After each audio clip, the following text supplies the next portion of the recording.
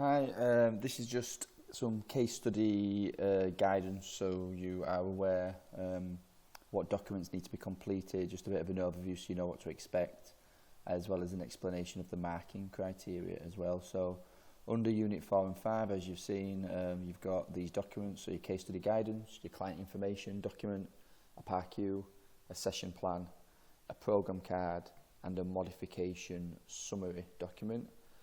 They're the main documents that you need to complete. In addition to that, though, there is a case study marking criteria.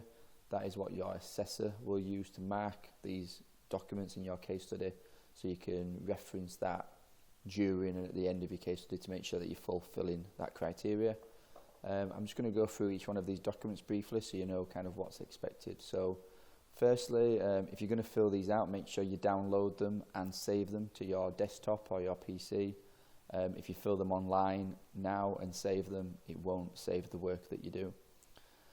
So this is the guidance. It says that you must either work with a suitable client or a suitable exercise referral patient, or that CMS can provide you with a scenario. What we recommend is that you shouldn't be working with someone who requires exercise referral right now until you're qualified. So don't work with a person who has a genuine need. We would actually recommend that you choose somebody who you just know, so whether it's a parent or a brother, a sibling, a friend, and use their information. Obviously change the name if you want for data protection, but use their kind of lifestyle and their eating habits and everything else, so you can fill out the information and give them 2 conditions. So kind of choose 2 conditions from here. If you struggle with that process, we can offer you a scenario, but from experience, that scenario doesn't necessarily let you know how that person moves, or what they like and what they don't like and stuff. So it is better sometimes to use a person that you know. And once you've done that information, you need to make sure that your case study is based on somebody who's got 2 conditions. So they could have high blood pressure and high cholesterol, or they could have obesity and diabetes. They could have, so you don't need to do them together. So your client could have obesity and high cholesterol, so you don't need to keep them in the pairs. If someone does have diabetes type 2, then we wouldn't expect them to have diabetes type 1, so that's just classed as 1 condition. And then it goes through all the other conditions here. So your client needs to have 2 of these conditions listed here. And then off the back of that, don't worry about the word count. That's not a factor, so please don't worry about that. And it tells you then that you need to gather your patient's details and the information. And it tells you what you need to gather here. It tells you that you need to complete some screening. You need to write the program objectives. And then you actually need to write a session for them to perform, some session plan notes, and then complete your modification document, including a feedback letter. Now, obviously, feel free to read through this criteria, but essentially the documents that are provided, as long as you fill out the documents to a good level of detail, then you will gather and fulfill all this evidence and this criteria anyway. So feel free to have a quick read of that. But for the first document, if we go back to this, so for your client information document, this is this. So firstly, you can write your client's name on there. If you do it online, don't worry about getting an actual signature, that's fine, but you can put a date in accordingly. And then as you scroll through, you give your personal information, so their age, their sex, their family status or dependents, so just explain whether they have kids, whether they are a carer for a sibling or a parent, just explain how busy their lifestyle is. For their occupation, explain what their job is and whether it's sedentary, whether it's active, what hours they work. Do they work Monday to Friday 9 till 5, or do they work shifts? Do they work night time? And again, that's quite a big factor on someone's lifestyle. And also, what hobbies do they have? So are they active, are they sedentary, what do they like, what don't they like? You then need to explain what conditions they've got. So list the 2 conditions that you have kind of been diagnosed with there. Explain what medication they may be taking. They need to be on some medication, so even if they have arthritis and low back pain, they might just be taking paracetamol and ibuprofen, or analgesics and anti-inflammatories. But there needs to be something listed here according to the marking criteria, and off the back of that there needs to be side effects. So again, if it's a painkiller and anti-inflammatory, it might just be that there's a risk that those medications could mask pain and discomfort. Whereas if your client is diabetic or has got high blood pressure and things like that, then there's a definite effect in terms of the impact of those medications during exercise, which you need to show an understanding of. You need to show that you understand how to calculate the BMI. So in here, please don't just write 30 BMI. We need to know what the client's height is in meters. So if the client is 1.8, show that you understand you're going to times 1.8 by 1.8, which equals whatever number. You're then going to divide their weight in kilograms by that number. And if that equates to 30 BMI, then it shows you know how to calculate the BMI. So please don't just put 30 because it doesn't show your knowledge and understanding. There's then a few boxes that explains your client's previous activity levels, their preferences and what they are currently doing. So make sure you use the acronym FIT to explain the frequency, the intensity, the time and the type, and give a bit of detail. So if they do like cardio, don't just put cardio. Explain whether it's outdoor running, indoor running, being on the bike, being on the rower. If they enjoy weight training, explain whether, do they like deadlifts and squats, or do they prefer to go on machines? Do they like to lift heavy or light? Here there's a box about the patient's perception of their fitness results, their eating patterns, so make sure we're covering breakfast, lunch, tea, snacks, fruit and veg intake, the eat well plate, all the guidance on there, fluid intake, so water, coffee, alcohol, quite a lot hopefully. Whether your client has any nutritional aspirations, they're wanting to feel healthier, be more structured, be more controlled, get more energy from the diet. And is there any personal circumstances which feel may affect their nutritional status? So have they got any allergies? Have they got any religious or cultural beliefs that could limit them? Do they not like certain foods or anything like that? And hopefully from this information you've got a good summary of your client's background, their lifestyle, the job, the family, the hobbies, their medical conditions, their physical activity preferences and current levels, as well as their diet. And then from that, you should be able to set some SMART goals. You should be able to recognise some areas that they can improve on their lifestyle to help them achieve their goals, and give 2 or 3 goals for every time frame. So give 2 or 3 goals for short, 2 or 3 goals for medium, and 2 or 3 goals for long term. And make sure they're a combination of personal goals. So it could be something like go for a long walk every Sunday morning for the next 4 weeks. It could be more of a nutritional goal, so drink 1 or drink 2 litres of water every day for the next week. Or it could be a physical goal, like attend the gym 3 times a week for the next 8 weeks. Or it could be more of like a physiological goal, so lose 8 pounds in 12 weeks or something like that. But make sure those goals are SMART. There's a definite time frame on them for each one. Short goals should be 0 to 4 weeks, medium 4 to 8, long-term goals can be 8+. From that, again, you can hopefully give your client some healthy eating advice. So you might want to explain what some goals you've set them and why, but also based on the information you've got, just tell them how they could improve on their diet. Here there's then any specific advice you might give them around nutrition and hydration specific to exercise. So could it be around making sure they're appropriately fueled, having a meal 2 to 3 hours before, bringing a water drink with them, bringing a sugary drink with them if they're diabetic, making sure that they're hydrated, they're wearing the appropriate clothing. You need to explain what stage of readiness they're in. According to the stage of readiness, that is in your manual, but if needed, you can find it on our website. And how you're going to support the program, the client and the patient through the program. So, phone calls, text messages, emails, confirmation the day before, follow-up phone calls if they don't attend. And if there's any social or psychological barriers as well, so if people are kind of low in confidence, anxious, low self-esteem, could you be asking them to come at off-peak hours when it's quiet, or train in a certain room where it's quieter? There might not be any concerns like that, but if there are, then that's where you can refer them to. And then who or where can you get further literature? Make sure you use recommended websites.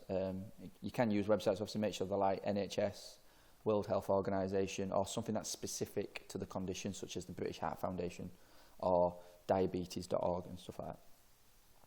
So once you've completed that, one more page. On this page, it says a copy of the exercise referral form for the referring health professional. You're not expected to be working in a referral scheme. So it's fine to put in this box, just say that I am not currently working in a referral scheme, and that is sufficient. And then in the box below, explain excuse me, any pre-exercise screening questionnaires or standard procedures that you've employed or followed. So the fact that you do an informed consent, that you do a PARQ, that you do fitness tests. In the box below here, you can explain that you do BMI, you might have done blood pressure, waist circumference. They are static fitness tests. If you want to list any dynamic fitness tests that you would do, then feel free. But try and explain the results of them as well, so make sure you're familiar with what the results should be for somebody of that level of fitness. So quite a big document, but that should really lay out your client's background, what goals you set them and why. The next document is a PARQ, pretty straightforward. You can tick the relevant boxes. Scroll to the next page, write their name and date and save. That should be done. Make sure you save it first though, remember. You then go on to your session plan. So this is where, based on the 2 conditions that your client has, you need to look at your Unit 3 manual in particular and summarise the exercise variables that are recommended. So first of all, give an explanation here on what exercise recommendations are given. So normally along the line of some sort of cardio, some sort of resistance, some sort of flexibility, but expand on those areas. Explain what frequency, intensity, time and type of exercise is recommended. Obviously there's going to be a range, so it might be 3 to 5 days, it might be 55 to 85% of your heart rate max, but try and use RPEs as well. Explain the duration and then one sort of type. The main focus here is to make sure you don't contradict yourself, so make sure you don't recommend something that is out of scope for both conditions. You need to be able to satisfy both conditions in the guidance that you give. You could then look at further considerations in regards to safety issues and exercise programming given the patient's medical condition. So one, you can talk about generic health and safety issues such as checking of equipment, no slips or trips, making sure the environment and the temperature is suitable. But then you can also talk about what your client's conditions are. So if they're you might need to check the blood pressure, you might need to check the blood sugar levels, you might need to confirm that they're not currently having any flare-ups if they've got arthritis or back pain. You might need to make sure that they haven't got any aches or discomforts if they're osteoporotic, etc. So just explain how you're going to manage that situation, maybe even bringing their meds with them or bringing some sugary drink, etc. And here you can explain what exercises are contraindicated, so what exercises will you not be using, which exercises are a big no-no, or which training methods potentially based on your client's condition. But equally, which training methods would be suitable. So what sort of things can you use, whether it's exercise choices or training methods, and just how and why these might be used to improve the effectiveness of your program. So things you shouldn't do, things that you should do, and then how you may need to be required to refer. So explain here how you would refer this person back to a GP if you had any doubts about them participating in exercise. You've wrote goals for your client in terms of changing their behaviours and trying to get them to adapt things, but we also need to write some goals for your program. So when it comes to writing goals for your program, there can be different areas to focus on, so it can be quite holistic in terms of your client's performance. So, you know, do you want to improve your client's confidence? Do you want them to become more familiar with the gym? But you can also get quite physiological goals in terms of the aim of the program is to decrease blood pressure, is to decrease their weight and therefore their BMI. But it could also be more physical goals, such as I want my client to lose 8 pounds. I want my client to improve their cardiovascular fitness. I want the client to improve their muscular strength, their balance. So you can touch on several objectives here. Just make sure there's some specifics in there, you know, so it can be measured. So don't say I want my client to improve their fitness. Try and think about what fitness tests you could do and what their current fitness level is, and then how you can improve that and what you could improve it to as well. So try and give a couple of a bit of data on that. Once you've done that, you can then write your program. So there's a warm-up page where you can write your exercises, any information about reps, sets or timings, and then some alternatives or modifications. Make sure all of these boxes are filled in. Don't leave any of them blank. There's then a main session page and then a cool-down page as well. For those of you who don't like this format, there is a program card as well that you can use instead of. So if you want, you can use like a classic program card layout, or you can go back to the session plan and use this 3-page session plan. It is up to you. Just please remember, at the end of this program card on the session plan, there are still some more questions. So here again, you need to include any adaptations you have or you may need to make to either the program design or to individual exercises. So think of this box as a contingency plan. What would you do if your client finds a certain exercise difficult? What would you do if they start to fatigue earlier than what you expect? So, it might be specific to them, if they've had a previous injury or aches or pains, then how are you going to adapt it to support them? How do you intend to set up and manage a safe physical activity environment? That is quite similar to the question before. So you could talk about generic health and safety, checking equipment, making sure the environment temperature is suitable. But again, you can refer to their condition and how you're going to make sure you have a sugary drink present, or they bring their medications, etc. And again here, just justifying why you've used or not used certain exercises. So why have you chose to do a cross trainer rather than a treadmill? Show you understanding that you don't want to promote impact, so you're using a cross trainer instead of a treadmill. Or if you do need impact, that you're using a treadmill instead of a cross trainer. Why you are not doing exercises where the arms go above the head or something like that. So you can justify why you're putting some exercises in, but why you're leaving some out. And then procedures to follow in the event of emergency. That will be quite specific and bespoke to where you normally train. So just explain what's required. At the very least, just put something about calling for a first aider and then calling for the emergency services. But if there's other processes to follow, then please put that. And then other activities that could be included as part of the patient's lifestyle. So based on all the information you collected before, rather than just coming to the gym and coming to see you 2 to 3 times a week to do their program, what else could they do in their life to help them achieve the goals? So could you promote, if they like swimming, to go swimming once a week? If they've got a dog, could they walk the dog every day and go for a long walk at the weekend? Could they go to a walking club, a running club, a reading club? Could they do more gardening, etc.? So based on the information you've gathered, try and give them some lifestyle advice as well. So the last document after you've done these is then a modification or a review document. So imagine once you've wrote this program for your client, they perform that once or twice a week for 4, 5, 6 weeks. You then need to review it and suggest some modifications. So has your patient managed to adhere to the program? You can be positive or negative, it's up to you. You can click yes and explain how well they've enjoyed it, or you can click no and explain in this box why they haven't. I'll leave that to you. But regardless, when you click yes or no, you need to say what feedback you've got, how well they're progressing towards their goals, what changes you need to make, because they should have some changes. If they've been doing this program for 4, 5 or 6 weeks, then we need to think about progression and overload. And so it might be that you're going to change your cardio, you're going to change your resistance training, you need to progress your core or your flexibility training. And therefore in here you can be a bit more specific and explain exactly what those changes will be. And then finally, please don't miss this question, complete a summary/feedback letter that could be provided to the healthcare professional who referred the patient, describing their patient's progress on the exercise referral scheme. So here they want to show, or they want you to show, that you can communicate to another professional. So you need to write a letter in a Word document. So create a Word document, show that you know how to put the addresses in the right place, and then write a letter saying, Dear Dr. Smith, Hayden Luke was referred to me on this date. He came to me with this BMI, this blood pressure, or with these specific conditions. Over the past 6 weeks, Hayden has been completing this program, and I'm glad to say that this has gone down or this has increased. And just explain, hopefully, the outcomes of your program to date. Sign it off accordingly, and you can submit that with one of your documents as well. The final document, which you don't need to fill out, it's just for reference, is the marking criteria. So this is what your assessor will use to mark your case study.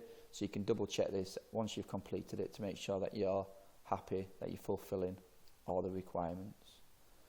So just going back to your e-learning, you've got your guidance document. You've then got 1, 2, 3 documents there. If you want to use a program card as well, that's fine, you can, so that's your 4th. And then you've got your modification, which is your 5th. And then that's a criteria, John, just so you know what the marking criteria is. Once you've completed them, please submit them together. We can't accept them one at a time. We need to see the full case study as a whole. And your assessor will mark it. If it's passed, they'll let you know. And if there's any feedback, they'll give you that feedback and you can make your amendments. Okay, that's it. Thank you.